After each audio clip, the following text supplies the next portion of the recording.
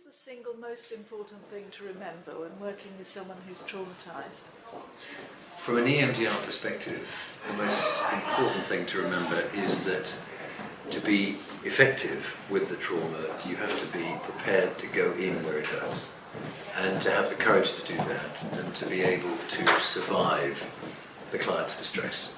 The most important gift that we can give to our clients who are carrying trauma, carrying distress that they've not been able to metabolize, not been able to integrate into their personality and their sense of self, is the ability and the courage to survive their distress. Not only survive it, but to hold it well.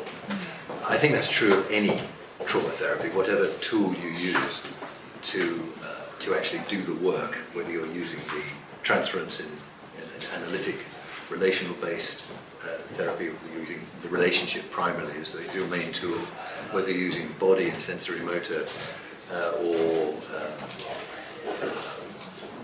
whichever approach you take, it is that sense of safety, but also courage to go in where it really, really hurts, to a trauma-focused approach. It is not coincidental that the National Institute for Clinical Excellence, in its recommendations for PTSD treatment, recommends, on the basis of randomized control trials, which have their flaws, only two forms of therapy, and they are both trauma-focused. One is trauma-focused CBT, and the other is EMDR, which is very explicit in identifying the roots of the wound and then getting in there. It's like if you think of a weed system, it's no good just cutting off the weeds on the surface. You've really got to get right down into the roots. And the brain knows where to take us, so we use, with the bilateral stimulation, turbocharged free association to take us where we need to go.